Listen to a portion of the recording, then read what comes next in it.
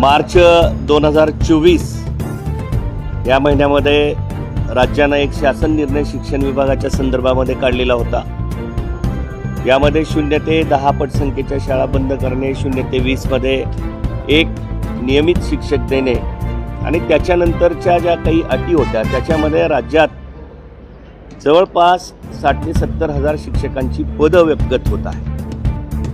आज काही शाळांमधून काही वस्ती, वाडी, तांडे, पाड्या याच्यामध्ये अशी अवस्था आहे की तिथं 0 ते 10 विद्यार्थी आहेत, परंतु तिथे शिक्षक नाही।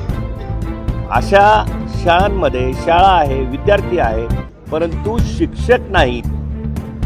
केंद्र सरकार आणि राज्य सरकार, केंद्र सरकार असा दावा करते की 2047ला एक विकसित भारत जगामध्ये पहिल्या, दुसऱ्या, तिसऱ्या स्थानापर्यंत जाण्याचा विचार आम्ही करतो। ज्या शाळांमधून देशाचं भवितव्य घडतं, ज्या शाळांमधून देशाचे आदर्श नागरिक घडत आहेत, तिथं जर शिक्षक नसतील, तिथं त्यांच्यावर संस्कार मूल्य होत नसतील, त्यांना चांगलं शिक्षण मिळत नसेल, त्यांना गुणवत्तापूर्ण शिक्षण मिळत असेल, तर हा देश विकसित कसा होणार आहे?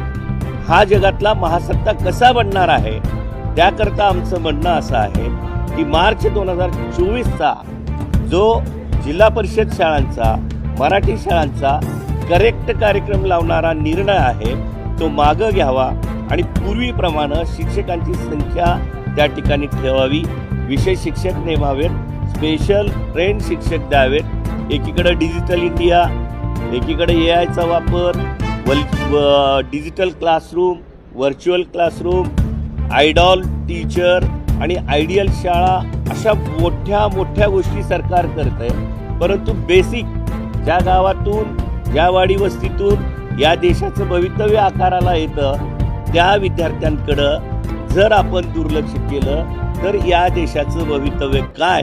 त्याकरता आमची मागणी अशी आहे की अशा शाळांमध्ये कायम नियुक्तीचे ट्रेंड शिक्षक त्या ठिकाणी द्यावेत आणि या विद्यार्थ्यांचं भवितव्य आपल्या ज्या हातामध्ये आहे त्या हातांनी चांगल्या पद्धतीनं विकसित करण्याचं काम आपण करावं, ही मागणी सरकारला आम्ही वारंवार करत आहोत।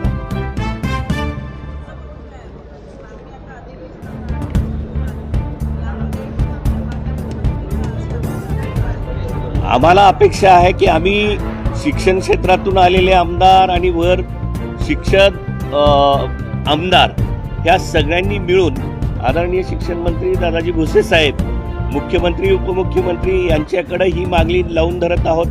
आज नागपूरमध्ये जितके काही मोर्चे आलेले आहेत त्यामध्ये 70 ते 80% शिक्षण आणि शिक्षण विभागाशी संबंधित प्रश्नावरचे मोर्चे आहेत। या सगळ्यांकडे सरकार गांभीर्यानं पाहिल अशी अपेक्षा आमची आहे।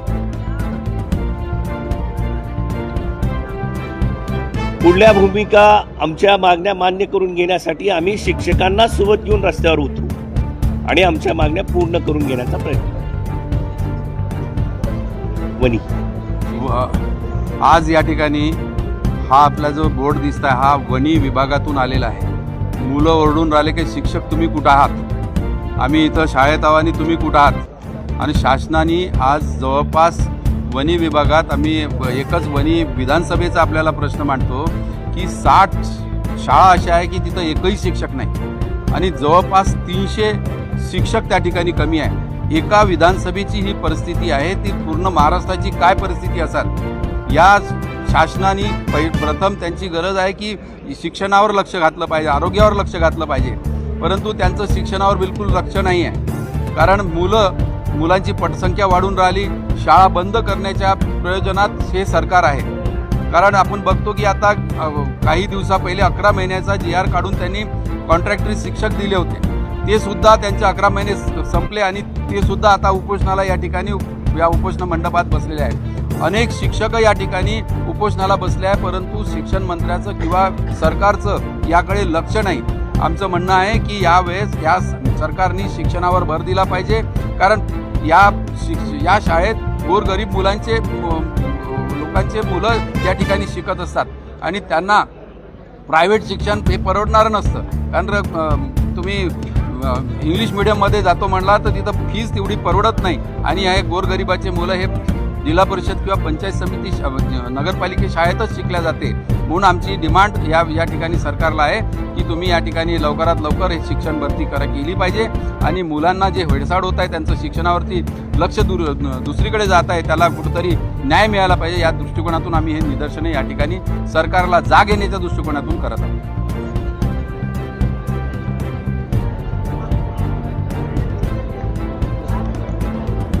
फारच चुकीचं आहे. कोणालाही कोणती जात विचारणं हे फार चुकीचा असा प्रश्न त्यांनी त्या ठिकाणी मांडला आहे. त्याला कुठंतरी सजा दिली पाहिजे, त्याला कुठंतरी धारेवर धरलं पाहिजे. अशा शिक्षकाला किंवा अशा न्यायव्यवस्थेला त्यांनी जे प्रश्न विचारला आहे ते फार चुकीचा प्रश्न आहे.